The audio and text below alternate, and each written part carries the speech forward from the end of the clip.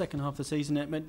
They say that second season syndrome, but we've seen it with promoted teams before that perhaps have started well. That it's harder second time around because the teams know more about them. Do you feel that was the case, that perhaps teams had done more homework second time around and maybe had worked out how to play against you?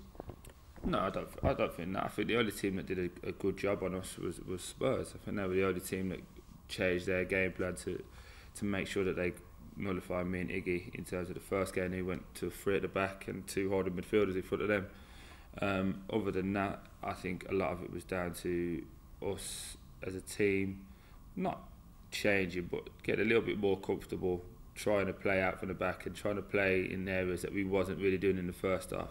Because you forget we had some real talented players in this team, and although we was all played to instructions in the first half, when you start getting closer to the actual goal of the 40 points, people want to start expressing themselves a bit more and show, look, I've got a bit more to give instead of this. And unfortunately, went away from the framework of reference, and in the Premier League you can't do that because you get picked off.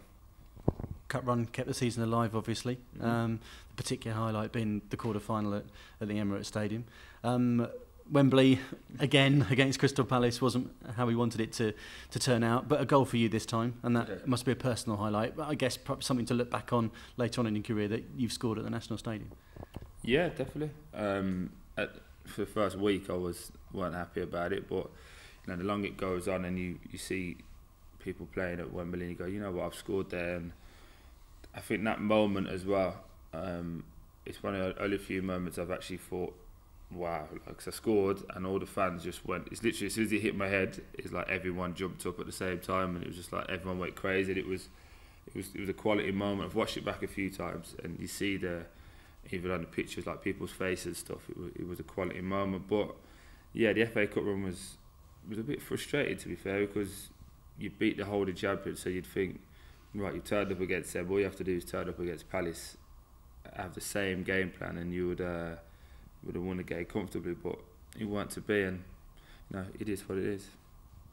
Other highlights, and you look back on the campaign, I don't want to push you down a path, but I'm going to mention 2 words: Aston Villa. Yeah. 3 goals and 2 wins against them. 2 winners. Absolutely. So I guess they were particularly special moments for you.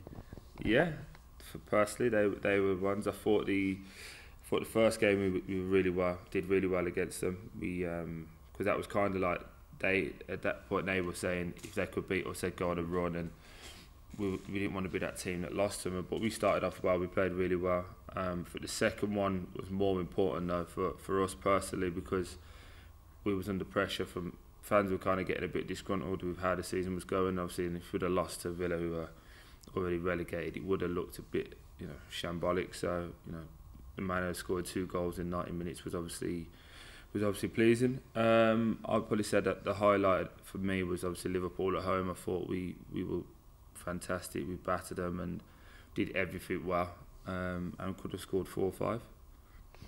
How big an achievement is it for Watford to stay up in the Premier League at the first time of asking?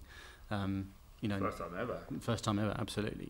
And comfortably so as well. When you look at the league table, 13th place, and a comfortable gap, which was done many weeks, in advance, really. So just how big, and put it into perspective, how big an achievement is it? It's massive. And I think that's the best way to say it. It's the first time it's ever been done.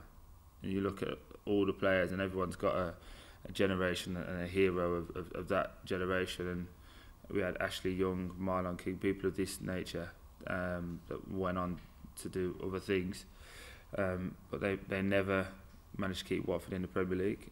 This bunch of players has, which is good, and we can take that, but we could also say, look at the teams that went down, and look at the budgets, and look how much money they've spent, and look at the players that are in that team. So shows what this group's all about, and yeah, that's probably the best thing we could say is we're in the Premier League next year, and I honestly think things will only get better.